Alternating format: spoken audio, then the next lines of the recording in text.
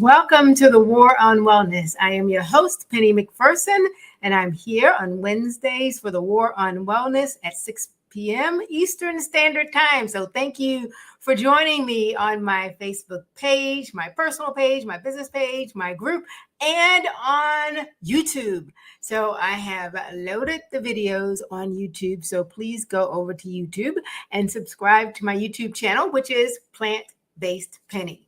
Thank you so much. So I know that Facebook is gathering my audience, but so hello to everybody who's in the replay. If you're watching a replay, say hello. If you're watching live, say live so I know which one you are. Today, we're going to be talking about kind of going along with my previous theme of high blood pressure. And we're going to be talking about alternatives to salt. Yes, we're talking about alternatives to salt, decreasing our sodium intake and increasing our minerals. Okay, so thank you for joining me. And I have a question for all those who have joined me today on all of the different platforms. So, the salt issue. Do you know anyone with high blood pressure? Put a yes in the chat or put a Y in the chat. And put a no if you do not know anyone with high blood pressure. So Americans, and those in the United States, eat a lot, consume a lot of salt. We eat a lot of salt. And well, why do you think that is? Why do you think that we eat so much salt? I mean, I don't think that people are pouring in their hands and eating it, although as a kid, I did do that at some point.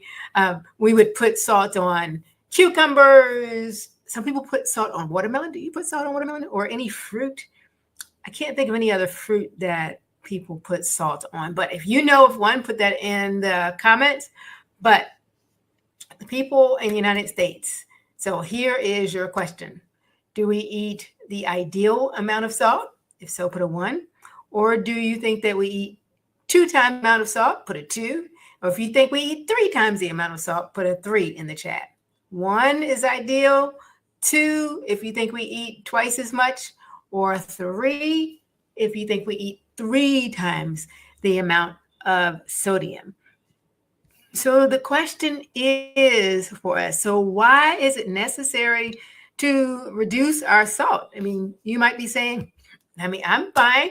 I don't have blood pressure problems or anything like that. Is there any other reason that I need to even be concerned about my salt intake? Well, I'm glad you asked. And the answer is yes, C. Most definitely, it is necessary in whatever language you say. Somebody says that we eat 5 times the amount of sodium. Well, there might be some people who eat 5 times the amount of salt. Just depends on what their diet is. And so the answer to the question is that in the United States, America, people eat twice the amount of salt that is necessary for their daily intake.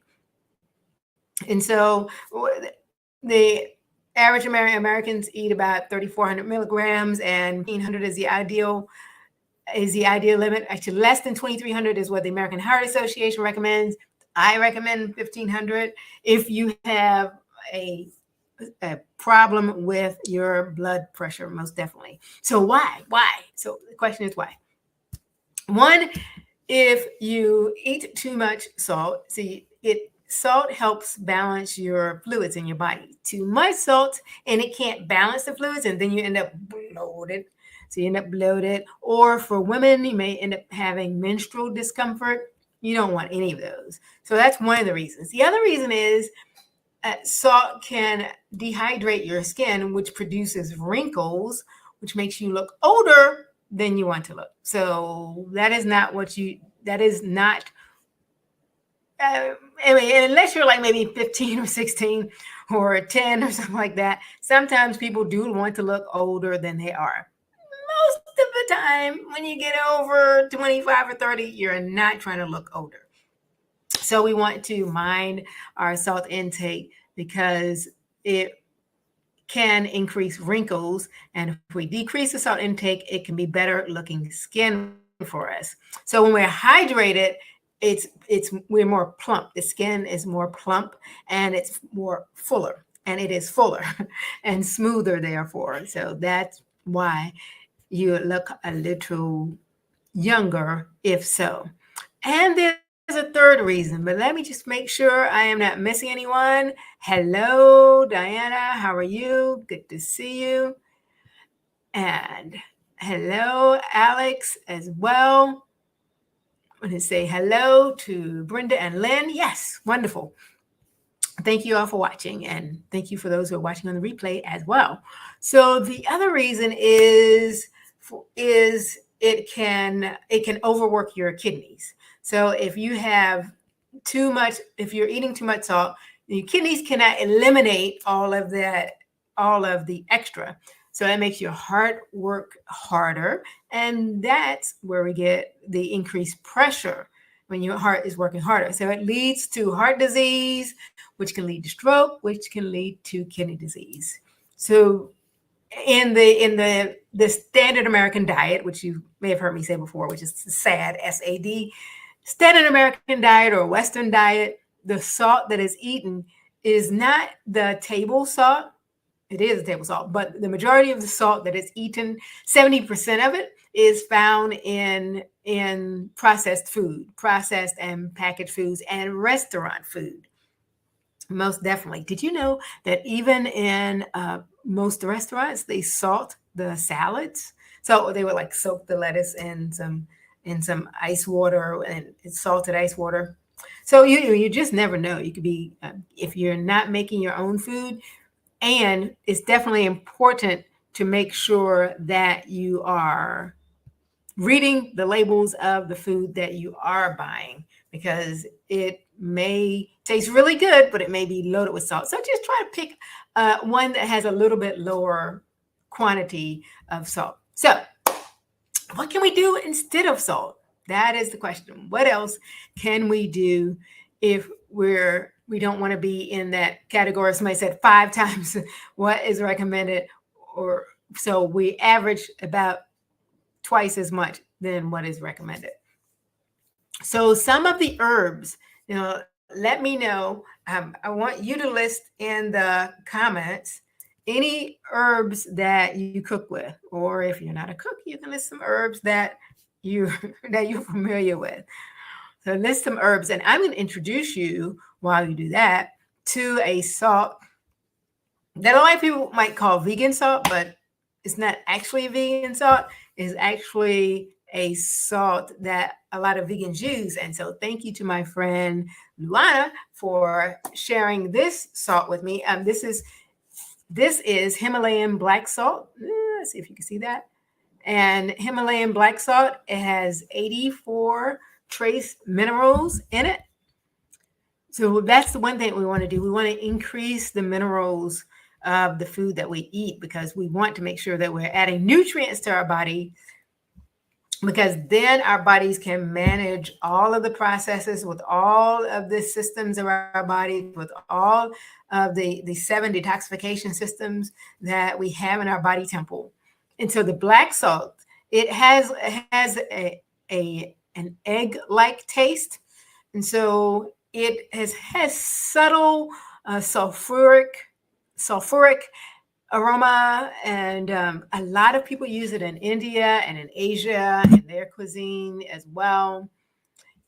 And a lot of vegans, some people call it vegan salt, because a lot of vegans use it because it mimics the taste of eggs. So when I make potato salad, and vegan, of course, with no eggs. And so, sometimes you miss the taste of certain things, but I'm fine with it, with that, not having it. But my friend introduced me. I remember the salt, but I just never tried it. So I used it in potato salad, and my husband's like, "Oh my goodness, this is so good. This is really good." And so it really does mimic the taste of eggs. And we had a friend stay with us who's allergic to eggs. And so I'm like, "Oh, no problem. There's no eggs in this house. You're going to be safe." Okay. and I used the salt, not thinking about it. And therefore, uh, she it bothered her because it smelled like salt and it smelled like eggs, that is. But there are no eggs, there are no meat byproducts, there's no dairy, nothing in it. It is just black salt. So if you are plant-based and you want to get some of this, it has the minerals in it, and you can order it off Amazon. Himalayan black salt is what it's called. Okay, very good. All right, I have some answers to my question, which is what herbs and spices do you use? Okay, I have oregano, I have salt, I have celery seeds and basil. Very good. Chinese 5-spice. Okay. You may want to read the label. Make sure that you're reading the label of everything that you buy to make sure, even the spices, because sometimes the spices have salt as well. And so, like for instance, garlic salt, garlic powder. They sell garlic powder, but they sell it with salt. They sell onion powder, but they sell it with salt.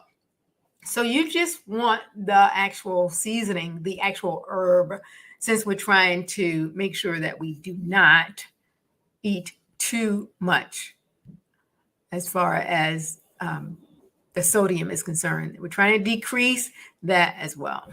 Okay. So one of them that you all did say is that you can use in your diet celery when you're cooking. So definitely using celery is one of the things that will help our palate. And so that's actually a vegetable, not actually an herb, but okay, we'll go to vegetables. Since you went there, vegetables and fruits. Garlic, chives, lime, pineapple, ginger, celery. So a lot of times when people cook meat, sometimes you see they put pineapple on top, or sometimes they do it on top of sweet potatoes. But it is adding a different flavor profile. It is adding to the complexity of the dish. Celery, especially if you cook that and use that in your stock, you don't have to worry about using those bouillon cubes, which are full of salt. Lime also mimics the taste of salt on the tongue as well. It's an acquired taste. And you have to practice with these things so that you can get used to them. Garlic definitely also enhances the flavor profile. Now for herbs, I'm growing outside now some oregano and rosemary and cilantro and mint. Yes, I'm growing all those outside, and all of those help in increasing the flavor profile of food so you don't have to use as much salt. The other things that I'm not growing are thyme. Oh, I am growing thyme. Yes, I am. I forgot about that. I'm growing winter thyme, but sage. I don't have sage. If anyone wants to give me a sage plant or some sage seeds, I'll take those. Okay. And the other thing that I'm growing is basil. I forgot about that. Yes, basil. Love it. Fresh basil. If you smell it, it's just it's so aromatic. Absolutely amazing. So those are the herbs and fruits and vegetables. Then spices.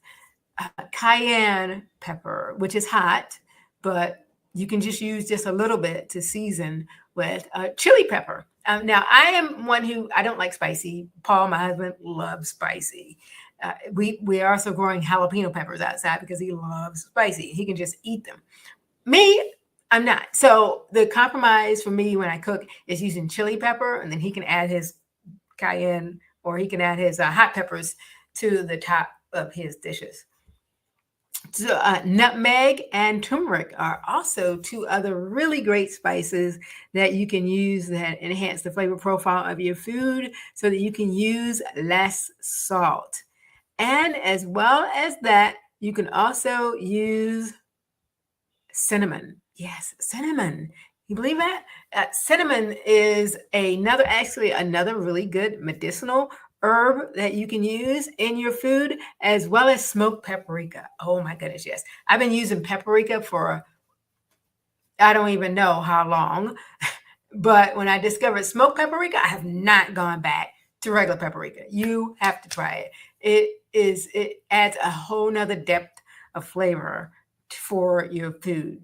So I am going to let that be the amount that I want to share with you as far as the alternatives. So those were the alternatives with fruits, vegetables, spices, herbs, and knowing why is important. So here is the bonus, okay?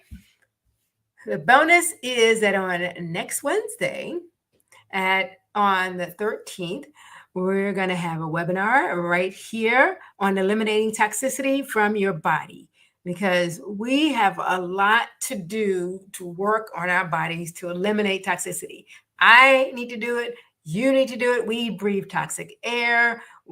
Some of us dry clean clothes that have chemicals, or wash our clothes with chemicals. We eat food that's chemicals. Some foods even say it's GMO on the packages, and other foods may have pesticides, and there's just so many opportunities and reasons that we need to eliminate toxicity from our bodies. So that webinar is going to be on next Wednesday, the 13th of September at 6:00 p.m. in place of this broadcast. But I look forward to seeing you there. And I'm going to help you with simple and effective methods so that you can look, live, and feel well. Please contact me on any of my social media pages if you have any questions. Instagram, Plant-Based Penny Life, and also on Facebook, and also on YouTube, Plant-Based Penny. So thank you for joining. I'm Penny, your host, also known as Plant-Based Penny, and it is my hope that I can help you with my passion and helping you move from problems to progress with plant-based solutions. So thank you for joining. If you're watching live, put live. If you're watching on replay, put replay, and we will see you next time. Stay tuned.